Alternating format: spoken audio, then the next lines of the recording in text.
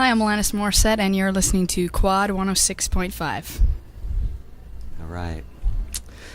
KWOD 106.5, Alex Cosper backstage with Alanis Morissette. Nice to meet you. Good to meet you. All right. I mean, a year ago when Jagged Little Pill came out, I think you came to San Francisco and you played Bottom of the Hill. Do you remember that experience? Yeah, that was one of the best gigs I've ever had. All right. Yeah. So do you think you'll ever get to do a show that small again? Probably. Yeah, someday. I'd like to.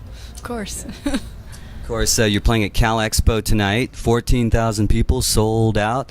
Jagged Little Pill, I think, approaching 10 million. At what point in the past year did you realize that this had exceeded your wildest dreams in America? I think, to be honest, the point where it sort of exceeded anything I had hoped for was when we finished writing the record. I mean, there's two distinctly different worlds that I swim in, and one of them is the sort of internal world, which is the writing process and your own evolution and the new chords you learn on guitar or the new lyrics that just fly out of this inexplicable place. And then there's the external world, which is awards and sales and charts. And that end of it, no one can control that, So I don't bank on any of that, to be honest. It's nice, it's gratifying to know you're connecting with a lot of people and there's a lot of energy in the audiences, definitely, but it's not something that I'm motivated by now. I used to be when I was quite little. I thought that was the be-all and end-all, but it's not. So it's, I was pretty amazed when we finished it and I had sort of time to look back on the whole process. It was pretty overwhelming. You write with Glenn Ballard. How much does he contribute and how do you write together? He contributes so much. He sort of provided an environment for me for the first time in a collaborative relationship in which I felt sort of unjudged and just free. And I just connected with him on a really cerebral, spiritual level. And anything I wrote or thought or said or discussed or threw out there, he was right there with me, And because of that environment, I wrote things that I perhaps wouldn't have even been able to acknowledge when I was alone.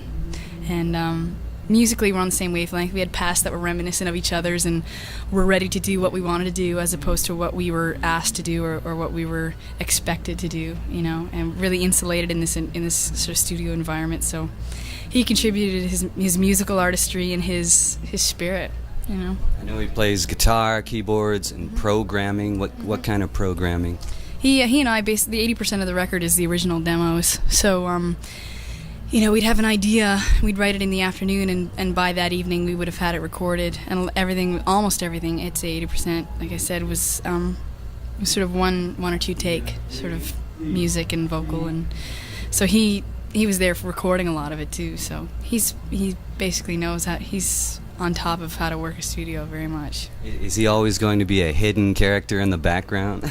I don't know. I definitely on this next record, and I think he wants to be hidden. I try to coerce him into sort of stepping out into the public and taking the credit that he deserves. But he doesn't want to. It's not. He doesn't. He has a family. He wants to stay home. He doesn't want to tour and. To each their own, How about you, Alanis? Do you have any desire to be hidden at this point, or are you happy with always being in the public eye? I think if I'm in the public eye because of music, I'm fine. But I won't be in the public eye just for the sake of being in the public eye, no. All right. Wait, how much did Madonna have to do with you getting signed? It's her label. Yeah. She actually, the way they work it over there, from what I understand, is that it's nice to have her condoning the artists that are signed, but she doesn't have to. So it was nice to have her support, but I talked to Guy Osieri there, and I played him Oughta Know, and perfect, and the record was essentially done, and he just understood it. I had different experiences in the past with different companies, and I really wanted to sign with a company that was going to give me my freedom, and they promised that, and so far they've given it to me completely. All right. Have you done everything like on Jagged Little Pill that you've wanted to do so far? Have I done anything in what sense? Well, all your musical ideas, have they come out on Jagged Little Pill, or do you have a lot of ideas just waiting in the wings? Oh no, I feel like I just scratched the surface with Jagged Little Pill. I feel like that was sort of the initial explosion, and I have so many more ideas. I'll write until I die, and not not everyone is necessarily going to want to hear what I write, but I'll write, you know. Yeah. Right after You Oughta Know, Hand in My Pocket came out, and that was an interesting change of pace because you played harmonica on that. How did you decide that? You'd say played it loosely. That was just, I didn't want to have a guitar solo in that song, and I wanted to have an emotional instrument, but I only played piano and guitar, and we didn't want either of those on it, so we just went out and got a few harmonicas and tried it out, and that was the first take. By the way, you mentioned piano. You play piano on the Grammys version of You Oughta Know. Mm-hmm. Is that ever going to be released? It was on a B-side of something that we released, and I think if You Learn? Maybe, yeah. I don't think we'll officially release it. I don't want to kill that little puppy. Okay. I just thought that was an incredible version. Thank you. Thanks. It was a chance for me to just get back to the original emotion of the song. I think so much emphasis was put upon the anger of it, which is valid, you know, but I just see anger as in my case, a cowardly extension of vulnerability. So I just wanted to bring it back to that original emotion. I've read in articles that actually, even though the songs are kind of angry, that you feel that you're at peace. I'm at more peace now than I've ever been. I don't know if complete peace or complete happiness is realistic for me to expect. So I have more moments of it, let's put it that way. Yeah. So are you excited about the Hyde Park show coming up in London this month? Yeah, definitely. I can't wait. That's going to be pretty historic. Could you tell us a little about that? I don't really know that much about it, only that they asked me to do it, and it's flattering. You know, I think it's going to be pretty wild, and I think I'll only know how wild it'll be once I'm there. You know, I have a few friends coming over with me, and my band and I are really excited.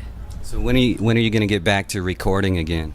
When this tour's finished. You know, we've written about 6 new songs, of which maybe 4 of them we put up on their feet during the live show. And those songs may not be on the next record, but once the tour's over, I'd like to write the next record in the same concentrated amount of time as this last one. There's something about the urgency of it and the immediacy of it that is fulfilling, you know. Yeah. Songs are ready to come out, like they want to come out on their own. I'm dying to write. Right. Mm-hmm. Can we expect anything different on the next album, or do you have an idea yet how it's all going to come out? It'll probably be a little different. I can't see it being the same as Jagged Little Pill, Volume 2. I can't see that. But I can't say what it'll be. I can promise it won't be a salsa record, though. That's all I can promise. Do you envision every album being different? Probably, in its own way, yeah. It's hard for me to create the same thing over and over again. I don't know. It's just, I enjoy change. I enjoy evolution, and sometimes the change is more drastic than others, you know. Alanis Morissette, congratulations on all your success and best of luck in the future. Thank you very much.